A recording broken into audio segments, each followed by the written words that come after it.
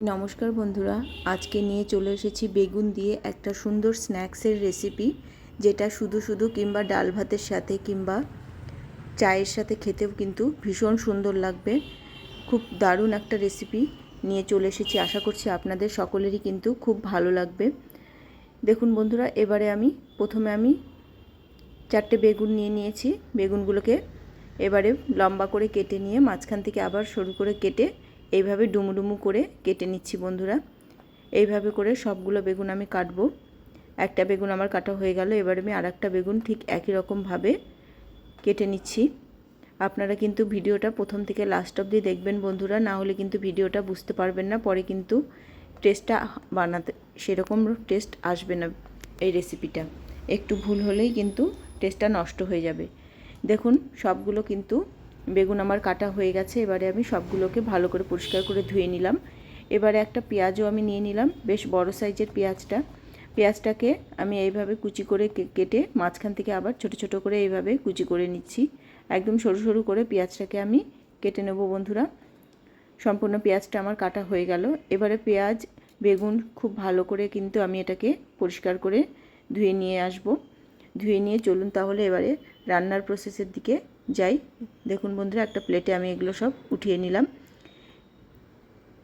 এবারে একটা কড়াইয়ে তেল গরম বসিয়ে নিলাম। সামান্য একটু সাদা তেল দিলাম। দিয়ে যে বেগুনটা আমি কেটে রেখেছিলাম সেই বেগুনটাকে দিয়ে দিলাম। বেগুনটা একটু হালকা ফ্রাই করে নেব। সবগুলো বেগুন আমি দিয়ে দিলাম। দিয়ে একটু নাড়াচাড়া করে নেব তেলের মধ্যেই। আমি কিন্তু এই বেগুনের মধ্যে এখনই লবণ হলুদ কিছু দেব না বন্ধুরা। বেগুনটা একটু আমি ভেজে নেব, শুধু তেলের মধ্যেই কিন্তু এমনি একটু ভেজে নিচ্ছি আমি। খুব সুন্দর হয় বন্ধুরা, একদম নতুনত্ব একটা রেসিপি বন্ধুরা।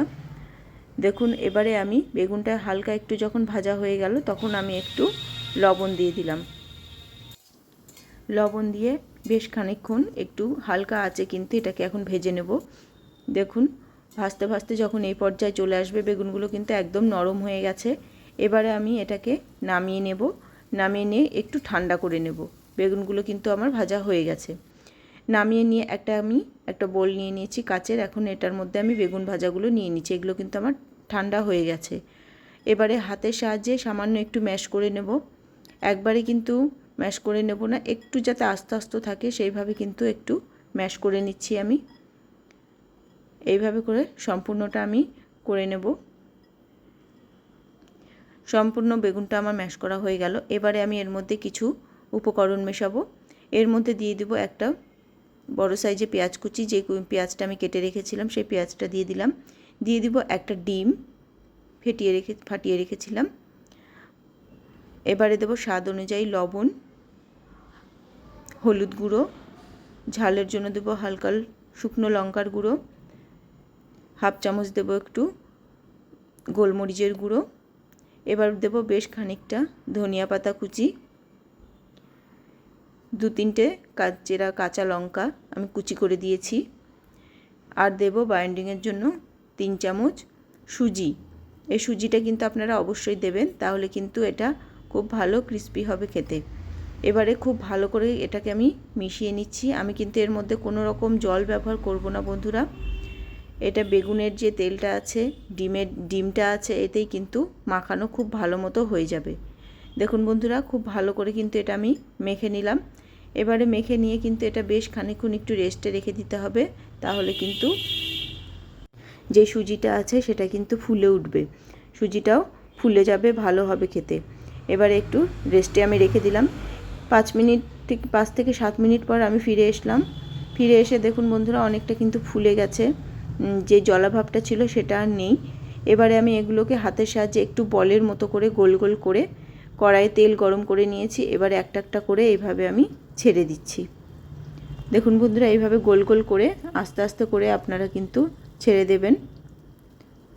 খুব ভালো লাগে খেতে বন্ধুরা, ছোট থেকে বড় সকলেই কিন্তু ভীষণ ভালোবাসবে। কিংবা যারা বেগুন খেতে পছন্দ করে না তাদের যদি এইভাবে আপনারা বানিয়ে দেন বন্ধুরা, তাহলে কিন্তু অনায়াসে খেয়ে নেবেন।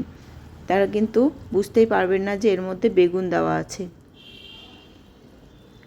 সবগুলো আমি এইভাবে দিয়ে দেব বন্ধুরা। যে সকল বন্ধুরা আমার এই ভিডিওটা দেখছেন তাদের অনেক অনেক ধন্যবাদ আর অনেক ভালোবাসা। আর আমার ভিডিওগুলো যদি ভালো লেগে থাকে তাহলে কিন্তু অবশ্যই চ্যানেলটিকে সাবস্ক্রাইব করে একটা লাইক কমেন্ট করে পাশে থাকবেন।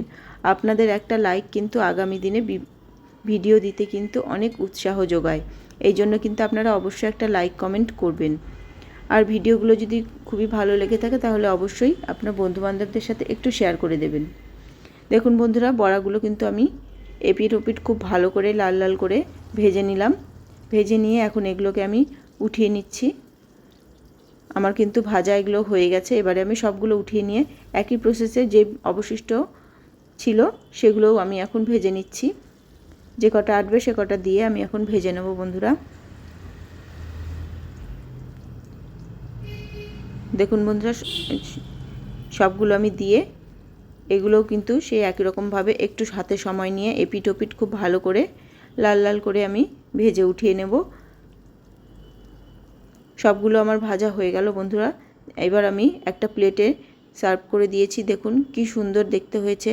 যেমন দেখতে সুন্দর হয়েছে তেমন কিন্তু টেস্টও হয়েছিল। দারুণ সুস্বাদু হয় খেতে বন্ধুরা। একবার কিন্তু অবশ্যই বাড়িতে বানিয়ে খেয়ে দেখবেন। তাহলে কিন্তু আজকের মতো আসি, আবার আসবো নতুন কোনো ভিডিও নিয়ে।